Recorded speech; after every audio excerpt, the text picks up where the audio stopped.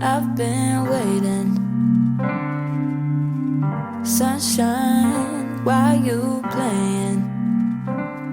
With my head on the time, you go way out of line. Hey, it's your girl Serene and welcome back to my channel. And if you're new, welcome to my channel.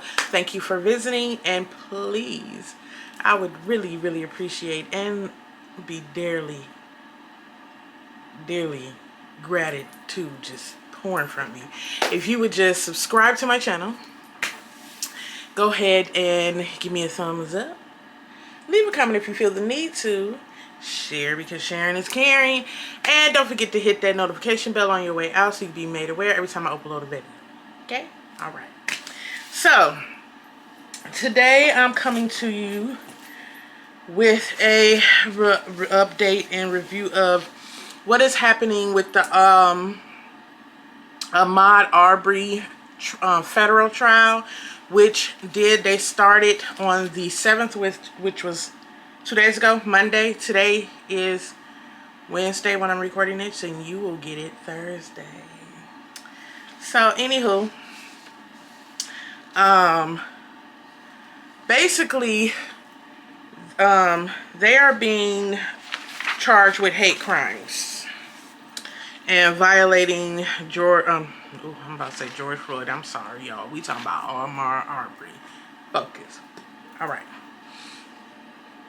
So they are facing federal hate crimes and attempted kidnapping charges, and also violating his civil rights.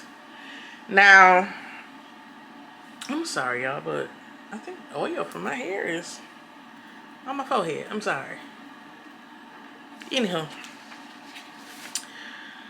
the judge decided for the jury pool they would outsource. They sent over 1,000 questionnaires out to over 43 Georgia counties to spread the pool to try to find a more partial jury for the federal case.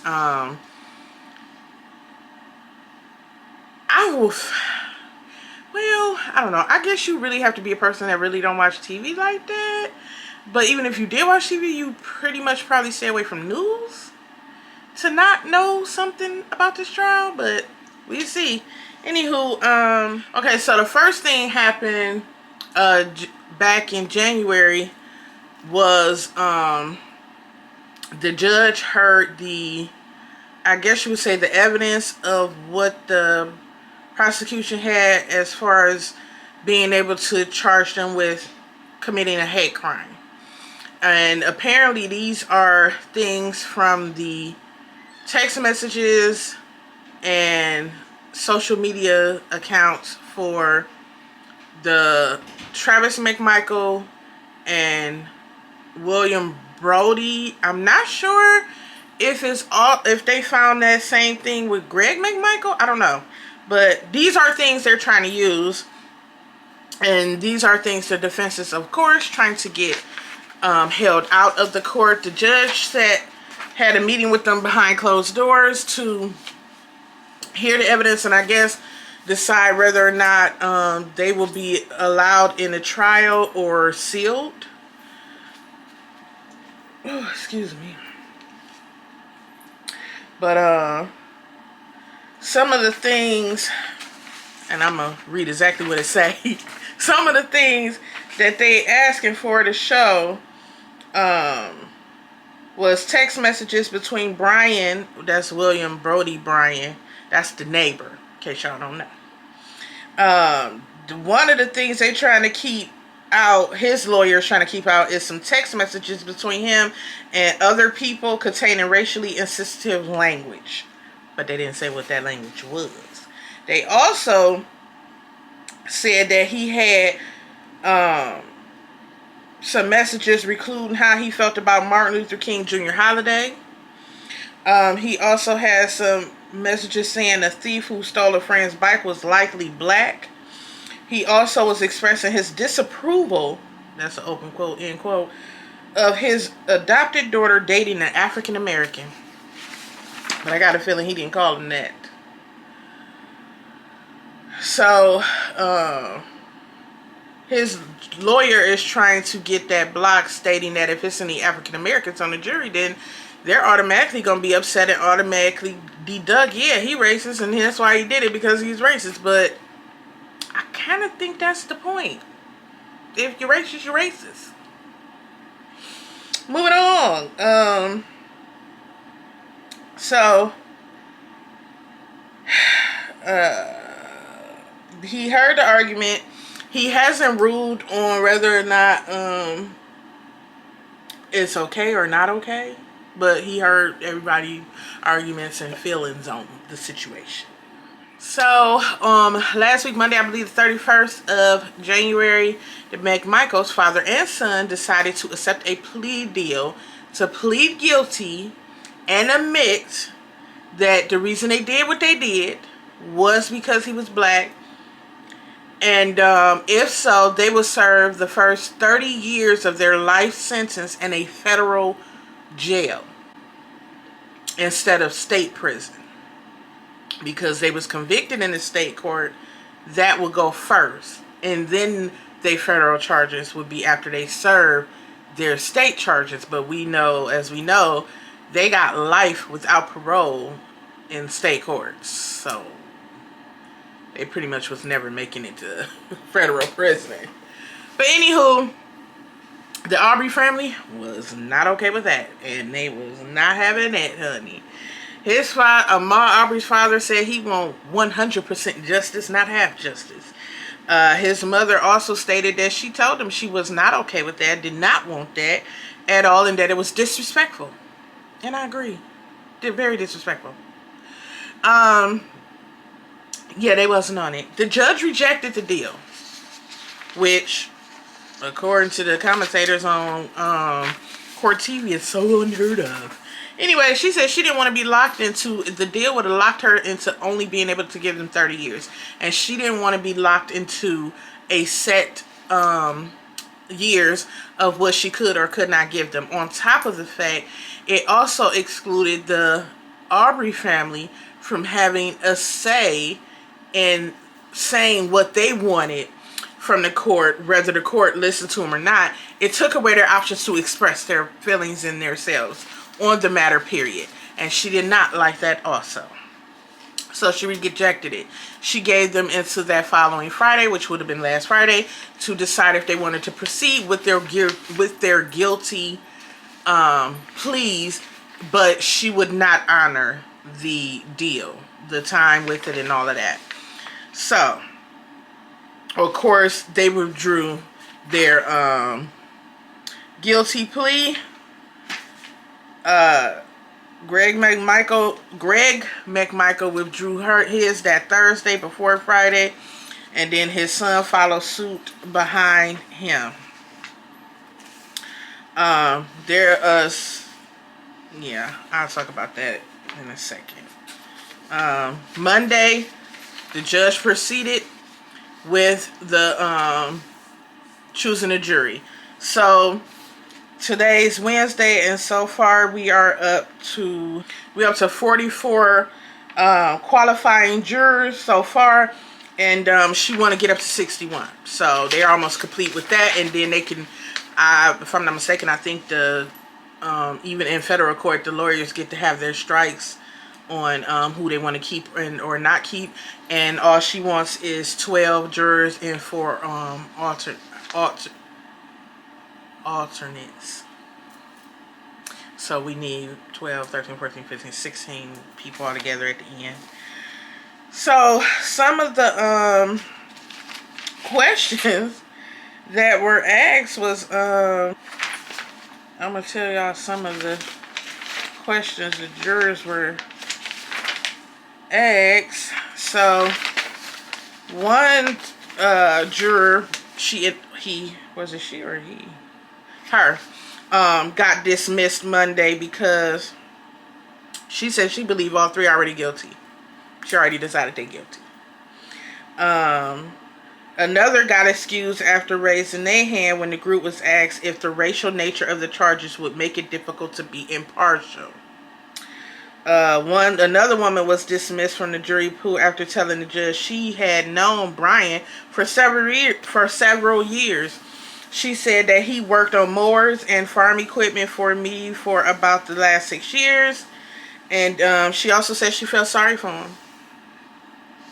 For him. Who's alive. Still. Not the man who was found guilty of killing. But yeah, she felt sorry for him. So, yeah, she was dismissed too. They also asked each jury pool, have they heard anything about the case? Surprisingly, they got a lot of people that did not raise their hand who actually heard nothing about it. But, I don't know. This is Georgia. I can believe a lot of them not paying attention to nothing that's not affecting them. Anywho, move along. One of the jury pool members was asked by the judge why she wrote on her jury questionnaire that hate crimes are damaging to society as a whole. She said, I just think it doesn't matter what the race is. If it's wrong, it's wrong. We had another juror said during questioning Tuesday, which was yesterday, he said that he thinks problems with He said that he thinks problems with racism are exaggerated and he's never seen a real problem with it in my day. It's got to be an old man. I grew up with all races and have no problem with anybody. He described himself as a white man from the South. Not surprised. The prosecutor pressed him with questions and asked whether he could support a conviction on hate crime charges. And he said with the right evidence. I don't believe him. He sounds like he should be on nothing. Seriously? Seriously? Racism is exaggerated. Right. That's what I like to call denial. A person in denial.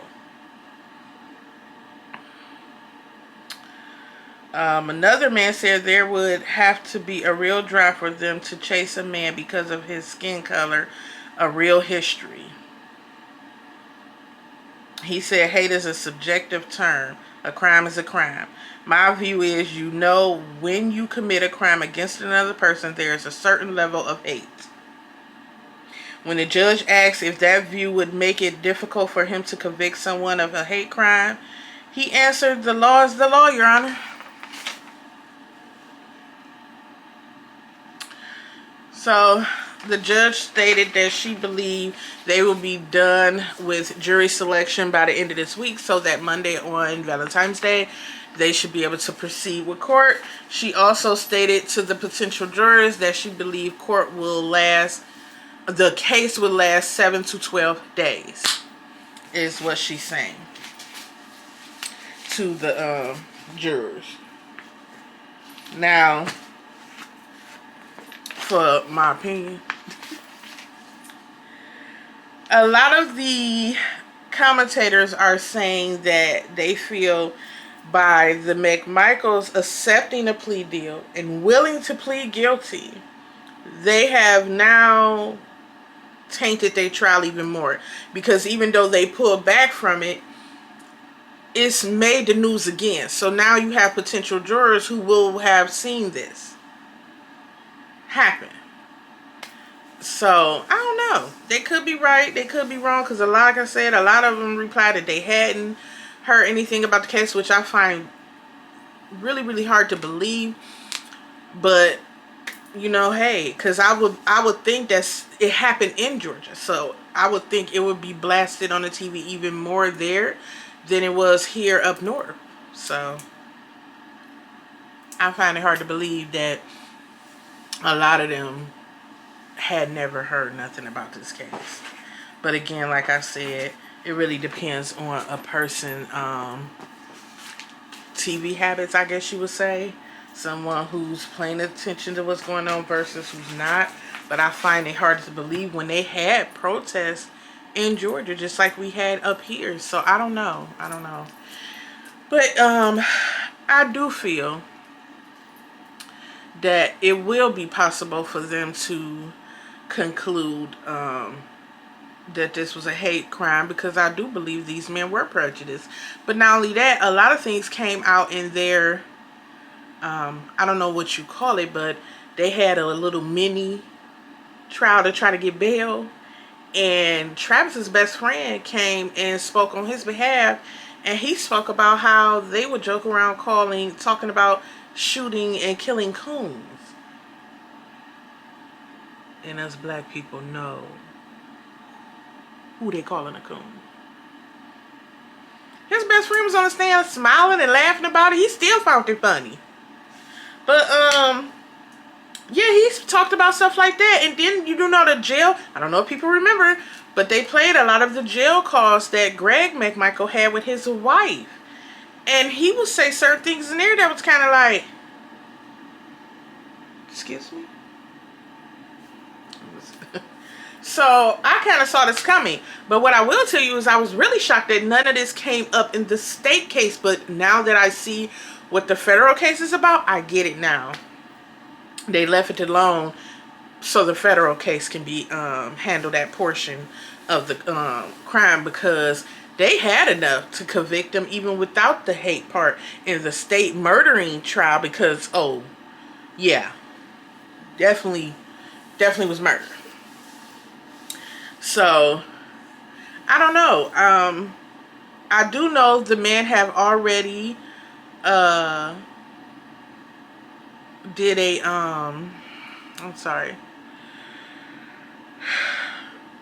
trying to get their conviction overturned in the state. They're trying to get a new trial in the state, which I doubt they will be able to. But when that is denied, then they will have 30 days to do to file an appeal from there about that. And then now we have the federal case going. I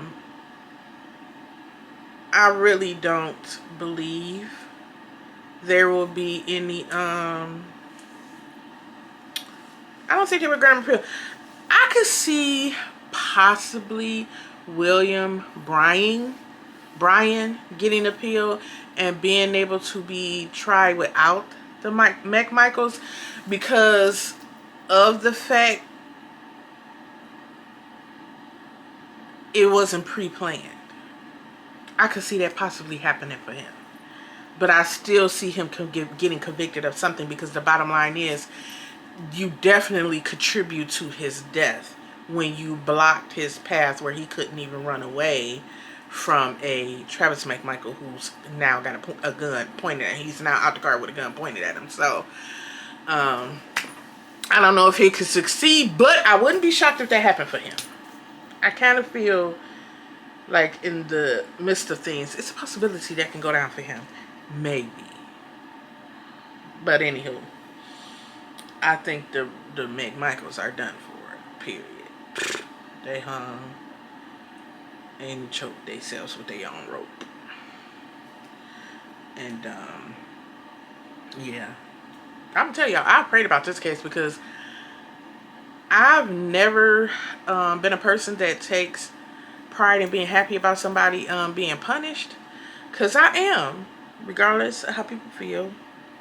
I am truly a person who believes the only person that can judge us is God. I do.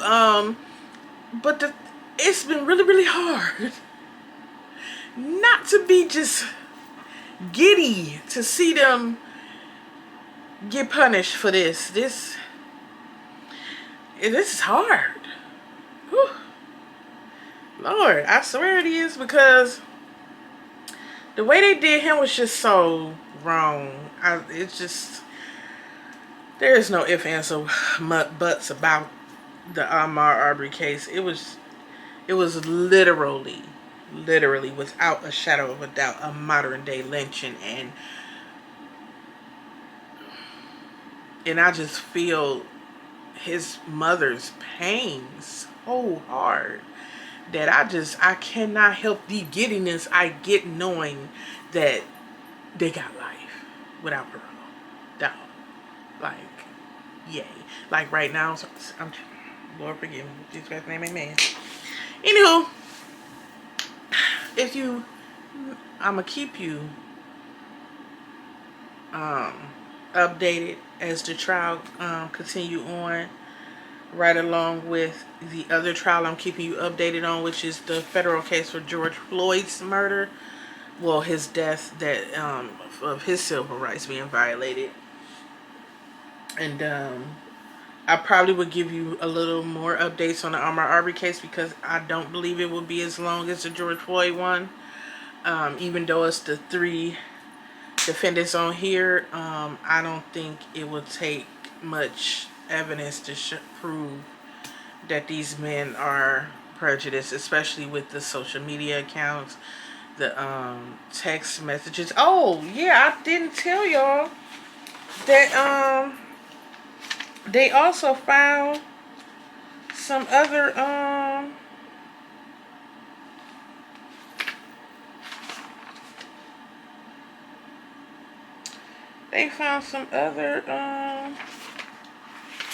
things on Travis McMichael, where he calls African Americans monkeys and all this other stuff. Let me find it, y'all, so I can tell you exactly what it said, because I forgot they they also stated that, and I was just like, seriously? Where is the wait, was it on this paper that I... Yeah, it is. It was on this one right here that I was talk about last. Yeah, so yeah, it shows that they had, yeah, so they wanted to use the text messages and social media posts to show how racist they was before they even did the shooting. And they said that Travis McMichael's cell phone and social media records found frequent, let me repeat that, frequent use of racial slurs that include references to African Americans as monkeys, savages, and then, you know, the favorite ninja word of theirs. Yeah.